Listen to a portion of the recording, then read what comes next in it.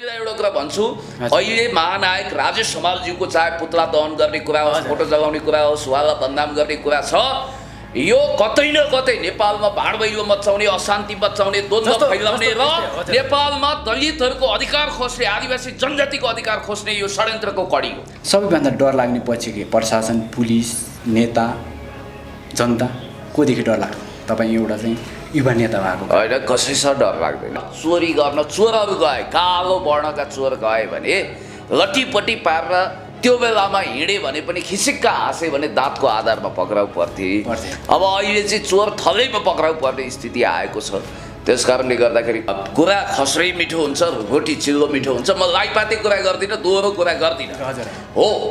नेपालमा एउटा कुरा तपाईँ ख्याल गर्नु होला महानायक राजेश हमालज्यूको व्यक्तित्व कृतित्वलाई कसैले पनि च्यालेन्ज गर्न सक्छ। तातो तातो गफ। नमस्कार दर्शक वृन्दहरू, तपाईँहरू यतिखेर हेर्दै हुनुहुन्छ थाहा टिभी। थाहा टिभीमा विशेष ढङ्गको आज हामीले एउटा कार्यक्रम मैले विशेष गरी म ध्रुवपुन कमेडी तातो तातो गफ लिएर आएका छौँ। तातो तातो गफमा आज विशेष गरी म आज यस्तो व्यक्तित्व हुनुहुन्छ हामीसँग जुन विषयवस्तु उठ्छ नि त्यसलाई यस्तो किसिमले उहाँले प्रस्तुत गर्नुहुन्छ। कडा सिधै भन्नुपर्दा कडा डेन्जर आदरणीय दाइ है सामाजिक अभियन्ता भनौँ। तपाईँले चाहिँ युट्युबमा उहाँको करोडौँ क्लबमा भ्युर छ हेर्नुहुन्छ। सामाजिक सञ्जालमा त्यत्तिकै भाइरल, टिकटकमा त्यत्तिकै भाइरल युवा नेता हाम्रो विशेष गरी पुण्य गौतम हुनुहुन्छ। दाइ नमस्कार, स्वागत छ। हजुर धेरै धेरै धन्यवाद भाइ, प्रति म विशेष आभारी छु। धन्यवाद दाइ। के छ आजभोलिको स्थिति, अहिलेको तपाईँको स्थिति? भोलिको कुरा भोलि थाहा होला भाइ, आजको कुरा चाहिँ ठिकै छ। तपाईँसँग बातचित गर्दैछु। हजुर अहिले अब तपाईँ विशेष गरी युवा नेता सामाजिक अभियन्ता के छ युट्युबमा तपाईँको भ्यू करोडौँ क्लबमा छन्। हजुर कति हेर्नुहुन्छ? अब यसपछि कस्तो कुरा छ भने म घरमा बढीमा 1-1.5 घन्टा मात्रै वाइफाईको छारी मुनि हुन्छु। बाँकी समय म किताबमा घोत्रिन्छु। म बुकिस नलेजमा विश्वास गर्छु, त्यसकारण किताब पढ्छु। मेरो आफ्नो 5-6 हजार किताब समेटिएको लाइब्रेरी छ। त्यसकारण त्यो बिचमा जति हेर्छु खास गरी म CNN BBC लगायत अल जजिरा नेपालका पनि च्यानलहरू तपाईँहरूको पनि च्यानल हेर्छु। झालक झुलुक आफ्नो विषयमा पनि हेर्छु। त्यसपछि म धेरै समय त्यसमा घोत्रिन्न। यही नै छ कुरा। र अर्को कुरा के छ भने यो सामाजिक सञ्जाल भनेको एउटा समुद्र हो, त्यहाँ डुबिसकेपछि अवश्य पनि मोती टिप्नुपर्छ। जस्तो तपाईँ युट्युबमा त्यस्तै भाइरल होइन, कुनै विषय भयो भने तपाईँले चाहिँ त्यसलाई खुला रूपमा, कारण के छ तपाईँले चाहिँ किन खुला रूपमा? होइन त्यो त प्रश्न हो। म तपाईँको कसैको पछाडि मैले यो गरेपछि तपाईँको म यहाँ अगाडि आयो भने यहाँ त टिभीमा देखिन्छु, यहाँ त म युट्युबमा भाइरल हुन्छु हो कि जस्तो प्रश्न तपाईँको चाहिँ अभियान के? होइन यसमा कुरा स्पष्ट छ। टिकटक र युट्युबमा यत्रतत्र सर्वत्र सबैभन्दा बढी भ्युज मेकरको हैसियत मैले बनाएको छु। र यो मैले त्यसमा विशेष गर्व गरेर छाती ठोक्ने कुरा पनि छैन। Guinness book of the world रेकर्डमा नाम लेखाउनको लागि पुण्य गौतमले सबैभन्दा बढी इन्टरभ्यू दिएको हो भनेर कसरी बेनिफिट अफ डाउट लिनुहुन्छ भने त्यसको खण्डन पनि गर्दिनँ। तर म त्यतातिर लागिरहेको छैन। र एउटा कुरा ख्याल गर्नु होला, जस्तो म तपाईँलाई स्पष्ट रूपमा भन्न चाहन्छु, म MA in first division PhD scholar हो। मैले त्यो कुरामा छाती ठोकेर गर्व गर्ने कुरा पनि भएन। तर मैले एकाडेमिक एउटा ब्याकग्राउन्ड बनाएको छु र म मूलतः राजनीतिक कर्मी हुँ। हिजो पनि राजनीति गर्थेँ, आज पनि गर्छु। म आफूलाई मान वा नमान मैते र मेहमान सही भए सामाजिक अभियन्ता भनेर आफैले बधाई अभिनन्दन गर्दिनँ। जस्तो मैले अब तपाईँको कुरा बुझेँ, राय सल्लाह पनि बुझेँ। हजुर भ्यूको आधारमा तपाईँले चाहिँ कुनै पनि चाहिँ स्वार्थ छैन? छैन, बिल्कुल छैन। तपाईँ चाहिँ शुद्ध स्वार्थ छ, तर राष्ट्रिय स्वार्थ छ। राष्ट्रियताको लागि तपाईँ युट्युबमा अर्थात् टिकटकमा तपाईँ भाइरल हुनुहुन्छ हो? हामी यही बुझ्छौँ। र हामीले तपाईँलाई चाहिँ एउटा चिन्ने व्यक्ति हुन्छ, जस्तो मैले अगाडि भने सामाजिक अभियन्ता अर्थात् युवा नेता। तपाईँलाई चाहिँ हामी युवा नेता भनेर चिनौँ कि सामाजिक अभियन्ता भनेर चिन्ने दर्शक? अब यो त अहिले के भइसक्यो भने जिमेलको उपहार दुरुपयोग गरेर एक घर एक युट्युबको अवस्था आयो। अनि एक युट्युबर इक्वल टु एक सामाजिक अभियन्ता, घर घरमा सामाजिक अभियन्ता भने जस्तो भएको हुनाले वर्षायामको छाते च्याउ जस्तो वा जुका जस्ता सामाजिक अभियन्ता, कोही धार्मिक अभियन्ता भनेर आएका छन्, कोही सामाजिक अभियन्ता भनेर आएका छन्। यो भिडमा म एउटा कुरा भन्न चाहन्छु, पुण्य गौतम भिडको हिस्सा होइन। म राजनीतिक कर्मी हुनाले मलाई युवा नेता भन्दा सम्मान गरेको म महसुस गर्छु। त्यसो भए तपाईँलाई सामाजिक अभियन्ता होइन युवा नेता भनौँ। म मान वा नमान मै तेरो मेहमान शैलीमा पगडी गुत्दै हिँड्दिनँ। तपाईँ चाहिँ कुन तपाईँको? म नेपाल कम्युनिस्ट पार्टी हो। कम्युनिस्ट पार्टी हजुर हो। क्लियर। म 2045 सालमा अन्डरासु 6औँ सङ्गठित भएर 11 वर्षको उमेरमा 2048 सालमा पार्टी सदस्यता प्राप्त गरेको मैले। 2046 सालको जनआन्दोलनमा मण्डलीहरूको चड्कन चिउरा खाएको मान्छे हो पुण्य गौतम।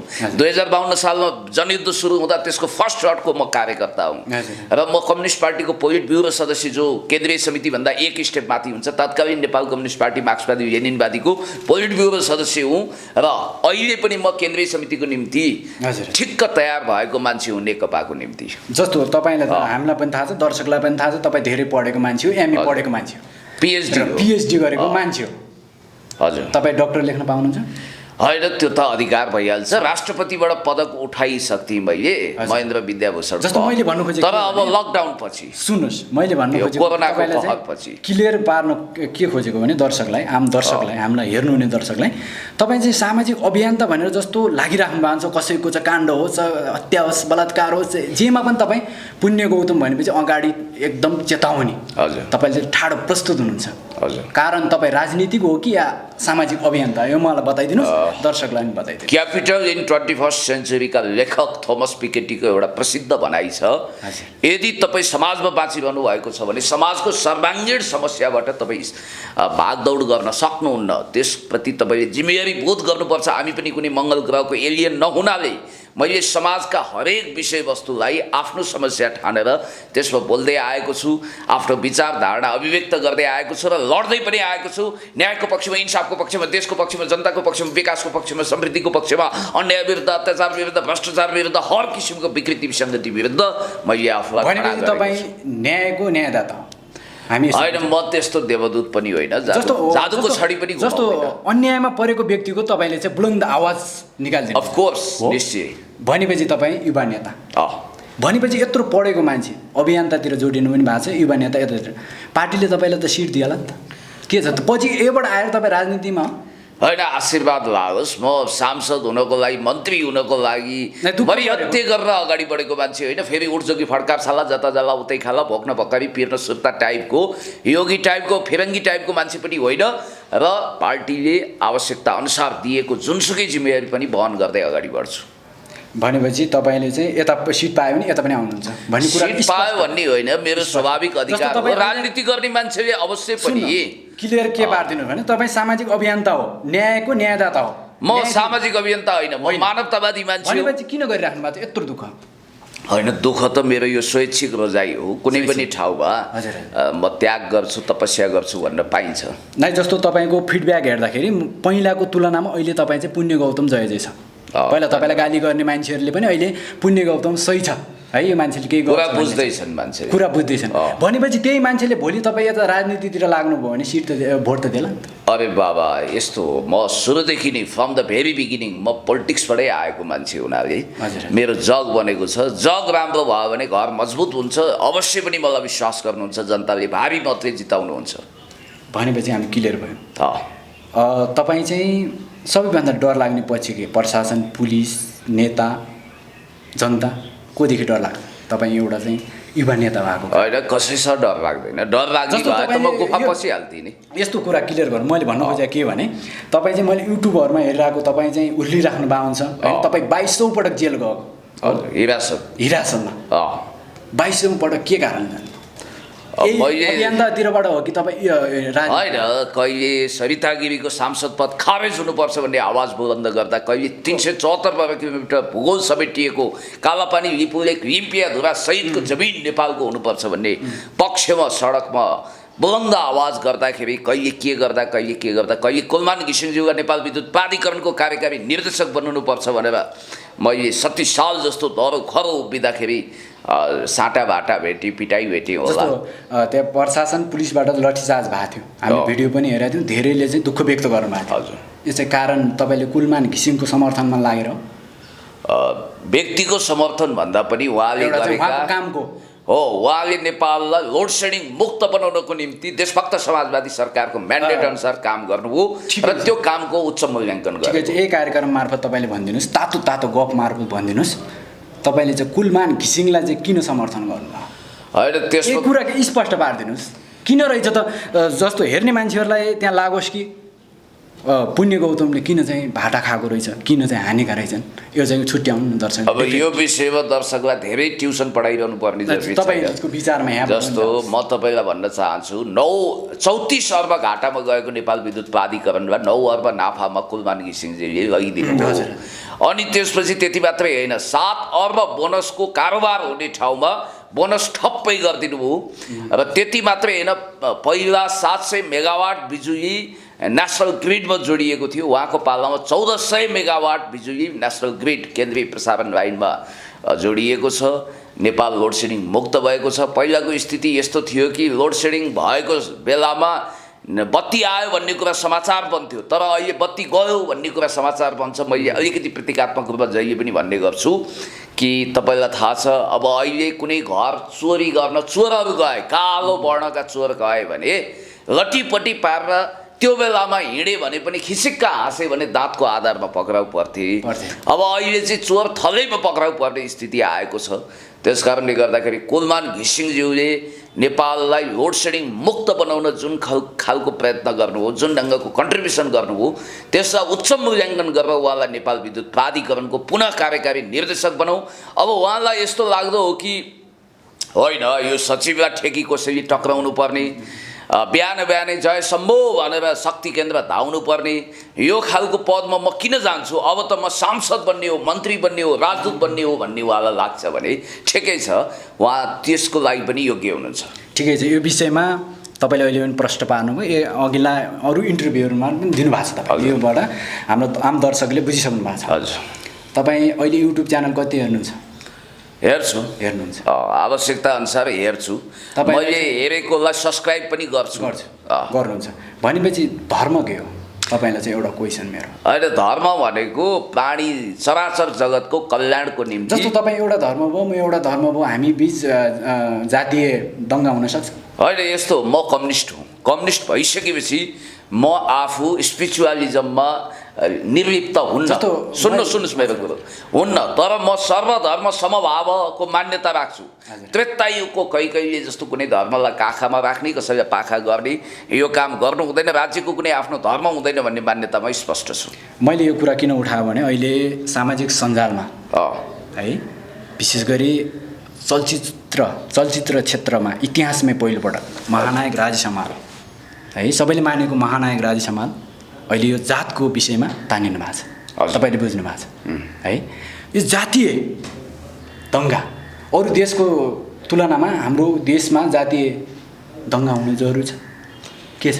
तपाईँ यो अनावश्यक रूपमा लफडाबाजी। तपाईँ अहिले जातिकै विषयमा अहिले उहाँको चाहिँ पुतला जलाइयो, पुतला दहन गरियो होइन, उहाँको फोटोहरू जलाइयो, उहाँको विरोध गरियो, यो सही हो? तपाईँलाई के लाग्छ? यो बिल्कुल नाजायज कुरा हो। महानायक राजेश हमालजीको पुतला जलाउने, उहाँको फोटो जलाउने, उहाँलाई अपमान गर्ने, उहाँमाथि सामदाम दण्डभेद नीति आदि इत्यादिको प्रयोग गरेर यो देशमा जुन ढङ्गको वितण्डा मचाउन खोजिरहेका छन्।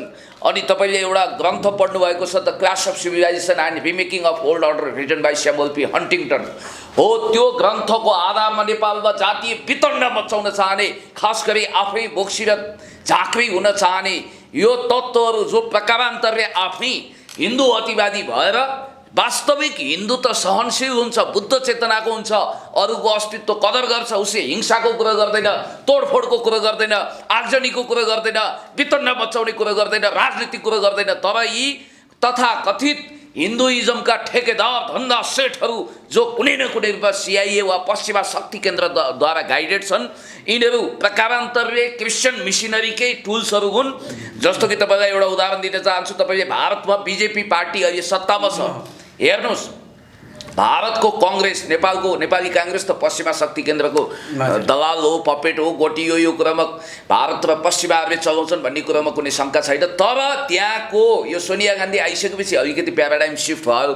तर इन्दिरा गान्धीको पालामा अथवा नेहरूको पालामा सोभियत युनियन, तत्कालीन सोभियत युनियन, अहिले भ्लादिमिर पुटिनले नेतृत्व गरेको रुसको फोल्डमा गएको भारतमा CIA निकट, अमेरिका निकट शक्ति केन्द्र इमर्स जन्माउनको लागि हिन्दू अतिवादी एउटा सङ्गठन खडा गरियो जसलाई RSS भनिन्छ।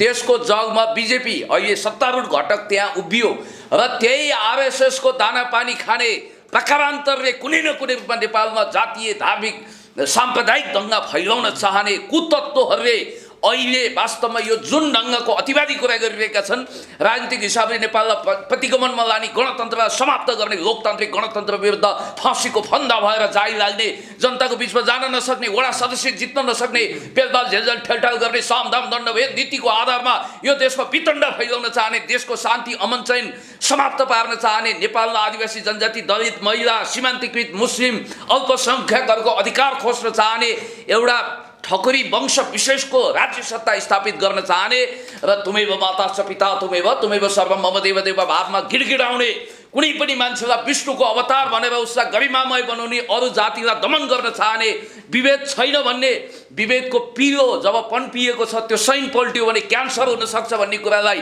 नजरअन्दाज गर्ने तत्त्वहरूले महानायक राजेश हमालज्यू विरुद्ध अहिले एक ढङ्गले क्याम्पेन गरेका छन्। देशी विदेशी प्रतिक्रियावादी षड्यन्त्रकारीहरूले छोडेका छौडा जस्ता यस्ता तत्त्वहरूको पछाडि तपाईँ नलाग्नुहोस्। भनेपछि तपाईँले चाहिँ राजेश हमालको यो विरोधलाई चाहिँ तपाईँले पनि विरोध गर्नुभएको छ। कुरा के सुन्नु न मेरो कुरा, कुरा खस्रै मिठो हुन्छ, रोटी चिल्लो मिठो हुन्छ। म लाइपाते कुरा गर्दिनँ, दोहोरो कुरा गर्दिनँ। हो, नेपालमा एउटा कुरा तपाईँ ख्याल गर्नु होला, महानायक राजेश हमालज्यूको व्यक्तित्व कृतित्वलाई कसैले पनि च्यालेन्ज गर्न सक्दैन। सिनेमा क्षेत्रको वा दिग्गज एउटा legendary all time best figure हुनसक्छ, इन्टेलेक्चुअल डिस्कोर्स हुनसक्छ, डिबेट हुनसक्छ। समता फाउन्डेसन आफैमा कस्तो संस्था हो, सुन्नु, आफैमा कस्तो संस्था हो, कतिपयले क्रिस्चियन मिसनरी भनेका छन्, त्यो संस्थाको विषयमा डिबेट हुन सक्ला र कार्यक्रमको नाम विभेदबारे भन्ने राखिएको भए हुन्थ्यो कि, अथवा समाजबारे अथवा राष्ट्रबारे भन्ने राखिएको भए कसो हुन्थ्यो, अथवा जातको प्रश्नै किन राख्नु पर्यो भनेर यसलाई एकाडेमिक इन्टेलेक्चुअल डिस्कोर्सको विषय बनाउन सकिएला। तर अहिले जुन कोणबाट अनावश्यक रूपमा त्यो कार्यक्रमको प्रस्तुता महानायक राजेश हमालज्यू विरुद्ध जुन ढङ्गले पेलपाल झेलझेल ठेलठाल कन्स्पिरेसी थ्योरी षड्यन्त्र गरिएको छ, त्यो प्रकारान्तरले यो देशको पिँधमा पारिएका, हेपाईमा पारिएका, लुटिएका, खोसिएका, घाँस खोसिएका, बास लुटिएका आदिवासी जनजाति दलितहरू विरुद्धकै यो एउटा षड्यन्त्र हो। सुन्नुहोस्, मैले तपाईँको कुरा बुझेँ, आम दर्शकले पनि बुझ्नुहुन्छ हो। महानायक राजेश हमाल इतिहासमै पहिलोपटक यसरी पुतला दहन गरियो है। तपाईँले चाहिँ दहन गर्नुहुन्थेन एउटा जातको नाममा, जातको प्रश्न भन्ने एउटा कार्यक्रम मार्फत है, तपाईँले भन्नुभयो हो कुरा के। जस्तो तपाईँको सुन्नुहोस्, जस्तो त्यो पुतला दहन गर्ने मान्छे व्यक्ति पनि त एउटा सामाजिक अभियन्ता भन्ने सुन्नेमा आएको छ नि, राजनीतिक दलकै हो कि कुन कुन सामाजिक अभियन्ता हुन्, कसको नाति हुन्, कसका छोरा हुन्, तीन पुस्ते खोलेको छैन। अब ती भत्केसो लागेको जता भत्क्यो त्यतै दैलो। सुन्नु न मेरो कुरो, सुन्नु, भरेता गरेर तपाईँ प्रश्न मात्रै राख्ने होइन।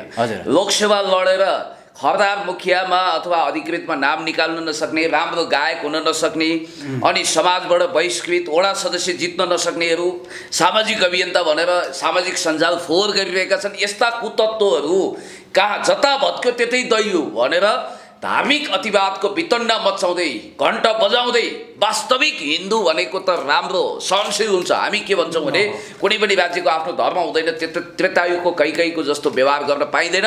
र म भन्न चाहन्छु, युरो डलर भारूको आधारमा धर्म परिवर्तन गर्न पनि पाइँदैन, संस्कृति परिवर्तन गर्न पनि पाइँदैन, र हरेक धर्मलाई हामी सम्मान गर्छौँ। तर क्रिस्चियन मिसनरीको युरिया हालेर त्यसलाई वितण्डामा लान पाइँदैन भन्ने कुरोमा पनि पुण्य गौतम स्पष्ट छ। र अहिले महानायक राजेश हमालज्यूको बहानामा जुन ढङ्गले यो देशमा सदियौँदेखि विभेदमा पारिएका जहिले अपमान भोगेका, यहाँ दिशा खुवाइएको छ, हत्या गरिएको छ, म पुण्य गौतम लगायतले नवराज विक जस्तो यो देशको सच्चा सपूत जसलाई कुटी कुटी मारिएको छ उनी र उनका साथीहरूलाई त्यसको विरुद्ध पनि आवाज बुलन्द गरेर अपराधीहरू कसैको दाइ हुँदैन, भाइ हुँदैन, बहिनी हुँदैन, दिदी हुँदैन, अपराधीको कुनै भाषा हुँदैन, भेष हुँदैन, लिङ्ग हुँदैन, जाति हुँदैन। त्यस कारणले गर्दाखेरि अपराधी भनेको अपराधी हो, त्यसलाई सातखत माफी दिनु हुँदैन, त्यसलाई कडाभन्दा कडा सजाय दिनुपर्छ भनेर आवाज बुलन्द गर्दाखेरि अहिले उनीहरू सजाय भोग्ने क्रममा छन्। यो देशभक्त समाजवादी सरकारले सम्झना विकको हत्यारालाई पनि दुई पत्ताल खोजेको छ। हो, निर्मला पन्तको पनि न्याय हुनुपर्छ, हुन्छ, अवश्य नै हुन्छ। तर हिजो नमिता सुनितालाई दरबारियाहरूले जसरी बलात्कारपछि हत्या गरेका छन्, इतिहासको चिहानबाट त्यो लास पनि उदिनुपर्छ भन्ने पक्षमा म स्पष्ट छु। तपाईँलाई एउटा कुरा भन्छु, अहिले महानायक राजेश हमालज्यूको चाहे पुतला दहन गर्ने कुरा होस्, फोटो जलाउने कुरा होस्, उहाँलाई बदनाम गर्ने कुरा छ, यो कतै न कतै नेपालमा भाँडभैलो मचाउने, अशान्ति मचाउने, द्वन्द्व फैलाउने र नेपालमा दलितहरूको अधिकार खोज्ने, आदिवासी जनजातिको अधिकार खोज्ने यो षड्यन्त्रको कडी हो। जस्तो हामीले अब अरू राष्ट्रहरूलाई, हाम्रो चाहिँ राष्ट्रहरूलाई पनि हेर्न सक्छौँ। यो जातीय धर्मका आधारमा कति राष्ट्रहरू टुक्रा टुक्रा हिंसात्मक भएको छ, हजुर, होइन? यस्तै इथियोपियाबाट इरिट्रिया अलग कियो, हजुर, युगोस्लाभियाको अस्तित्व समाप्त हो। यो इतिहासहरू हामी हेर्न सक्छौँ र पढ्न पनि सक्छौँ। र आउँदो पुस्तालाई, हाम्रै पुस्तादेखि पछाडिको पुस्तालाई जस्तो यस्तै राजनीतिक, यस्तै तपाईँको धर्म, जातको, वर्गको, लिङ्गको आधारमा तपाईँ चाहिँ यस्तै पुतला दहन गर्ने, आन्दोलन गर्ने हो भने त तपाईँको एक दिन त यो हाम्रो यस्तै जाति द्वन्द्व पनि त हुनसक्छ। तपाईँको कामना नगरौँ, नेपालमा हतपत्त त्यस्तो हुँदैन, किनभने हामी जस्तो देखियो नि त सहेर बसेका छौँ, होइन त्यस्तो होइन। रिलिजियस पक्नु न, मेरो कुरा सुन्नु। तपाईँ प्रश्न राखिसकेपछि उत्तर सुन्ने धैर्यता राख्नुहोस् कि तपाईँ उत्तर दिने सिटमा बस्नुहोस्, होइन?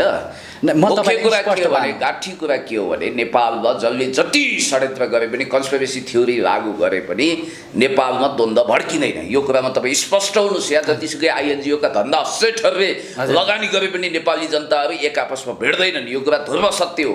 कुनै धार्मिक आध्यात्मिक तनाव पनि हुँदैन, जातीय तनाव पनि हुँदैन, किनभने हामी मिलेर बसेका छौँ। केही धार्मिक ठेकेदारहरू, केही अन्ध भक्तहरूले जुन ढङ्गले क्रियाकलाप गर्छन् ती मुठीभर छन्, ती आफै व्यवसायका छाती च्याउ जस्तो बिलाएर। तपाईँले जातीय द्वन्द्व हुँदैन भन्नुभयो है? तपाईँ रुकुम काण्ड नवराज विकको त सोलुसन हो नि त, त्यो एउटा अपराधिक घटनाको रूपमा दर्ज भयो र त्यो सोलुसन त भयो।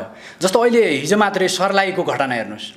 सर्लाहीमा एउटा चाहिँ हाम्रो जातीय कुरा नगरौँ, एउटा चाहिँ हाम्रो उहाँलाई चाहिँ हाम्रो श्रद्धाञ्जली छ। विकको चाहिँ हाम्रो त्यहाँ चाहिँ हत्या भयो भनेर पुलिस घेराउ, प्रशासन घेराउ गरेर त्यहाँ डिएसपी सहित तपाईँको घाइते हुनुभएको छ। यो विषयमा के भन्नुहुन्छ? यो जातीय होइन? जातीय हो, मैले कहिले होइन भनेको छु। जातीय जस्तो भोलिको दिनमा जस्तो नेपाललाई जातीय छुवाछुत मुक्त देश घोषणा गरिएको छ, मुलुकी ऐनले नेपाललाई जातीय विभेद अन्त्य गरेको छ। मेरो कुरा सुन्नुहोस्, तपाईँ खालि प्रश्नको खातमाथि खात नराख्नु न। एउटा प्रश्न गरिसकेपछि मनमा अर्को प्रश्न राख्नुहोस् र धैर्यताले उत्तर सुन्नुहोस्।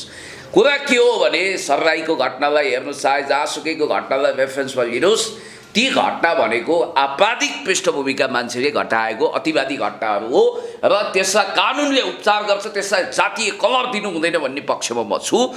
जहाँसम्म विभेदको प्रश्न हो, पिलो छ, जातीय विभेद छ, आदिवासी दलित जनजाति आदि इत्यादि सीमान्तकृत वर्गलाई हेपिएको छ। अहिले यो लोकतान्त्रिक गणतन्त्रले धन्न उनीहरूलाई माथि ल्याएको छ, अधिकार सम्पन्न गरेको छ। यही संविधान हो, यही देशभक्त समाजवादी नेपाल कम्युनिस्ट पार्टी हो जसले यो जातीय विभेद अन्त्य गर्नुपर्छ, आदिवासी दलित जनजाति आदि इत्यादिलाई अधिकार दिनुपर्छ भनेर संविधानमा इन्स्योर गरेको छ। यति प्रगतिशील संविधान बनाएको छ।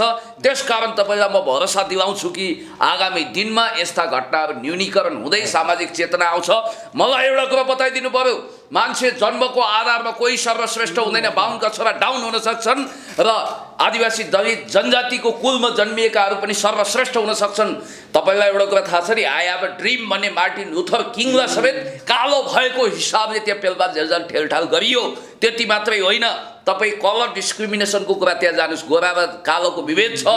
र अर्को कुरा पनि म तपाईँलाई निवेदन गर्न चाहन्छु, स्टालिन स्वयं उनलाई पश्चिमा मिडियाले द सन अफ सुमेकर अर्थात् जुत्ता सिउनेको सन्तान भनेर अपमानित गरेको इतिहास तपाईँले पढ्न पाउनुहुन्छ। त्यति मात्रै होइन, भारतीय संविधानका निर्माता बाबा भीमराव अम्बेडकरलाई समेत अपमान गरिएको छ।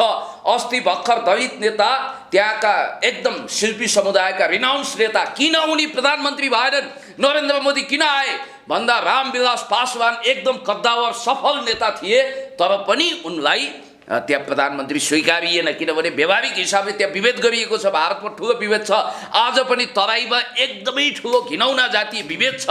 त्यस कारणले गर्दाखेरि म भन्न चाहन्छु, नेपालमा भोलि हामी एउटा दलित समुदायमा शिल्पी समुदायमा जन्मिएको मान्छे राष्ट्रपति प्रधानमन्त्रीको रूपमा हेर्न चाहन्छौँ।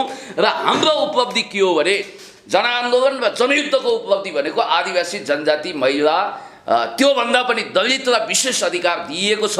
र यो संविधान ध्वस्त गर्न शिल्पी समुदाय दलित समुदायलाई दिएको अधिकार खोज्नको निम्ति यो सबै षड्यन्त्र भएको छ। खबरदार यस्ता षड्यन्त्रकारीहरूलाई यिनीहरूको कठालो कराप बनाउनुपर्छ। ठिक छ दाइ, हामी कुनै पनि समाजमा है यो जातीय धर्म यो दल यो राजनीति कुनै पनि लिङ्गका आधारमा हामी चाहिँ यो द्वन्द्व आउने कुराहरू कहिले गर्नु हुँदैन है। विशेष गरी तपाईँले पनि प्रश्न पार्नुभयो र अब अलिकति रमाइलोतिर जाउँ। भन्नु दाइ, तपाईँले घरमा के पुस्तकालय कति छ तपाईँको? 2 छ, मेरो 5-6 हजार किताब छ। सबै पढ्नु भएको छ? पढाएको छु प्राय। मैले फेरि एकै रातमा होइन, एक रातमा रोम बन्छ भन्ने उखान यहाँ लागु हुँदैन। जस्तो अहिलेसम्म वर्षौँदेखिको कलेक्सन हो। भनेपछि तपाईँले चाहिँ त्यहाँ हामीले त्यो अपडेट पनि गराउनेछ, दाइको त्यहाँ घुम्न आउनेछ। हजुर, हुन्छ तपाईँको लाइब्रेरी। तपाईँ चाहिँ विभिन्न इन्टरभ्यूहरूमा विभिन्न तपाईँ चाहिँ त्यहाँ सोधिएका प्रश्नमा तपाईँले चाहिँ बाहिरका इक्जाम्पलहरू दिनुहुन्छ। त्यो चाहिँ तपाईँको एउटा चाहिँ आफ्नो ढङ्ग भयो, आफ्नो चाहिँ एउटा व्यक्तित्व विकास हो है। हजुर धेरै बढ्नु भएको छ। अब जाँदा जाँदै हामी कार्यक्रमको अन्तिममा छौँ। के भन्नुहुन्छ विशेष गरी हाम्रो यो तातो गफलाई? यो तातो गफमा अलिकति मैले तपाईँलाई अलिक कडा ढङ्गले कहिलेकाहीँ रिजर्भ हुनुहोस्, रोकिनुहोस् पनि भनी होला, कारण कि पनि भयो। ठिक छ, एउटा चाहिँ अकस्मात तपाईँलाई पनि होइन मैले प्रश्न सोद्धाखेरि कतिखेर म पनि तपाईँको उत्साहजनक उत्तरले म पनि उत्साह आएको होइन। र तपाईँको यो थाहा टेलिभिजनप्रति हार्दिक आभारी छु र व्यक्तिगत रूपमा पनि पुन भाइ तपाईँको उत्तरोत्तर प्रगतिको कामना गर्छु।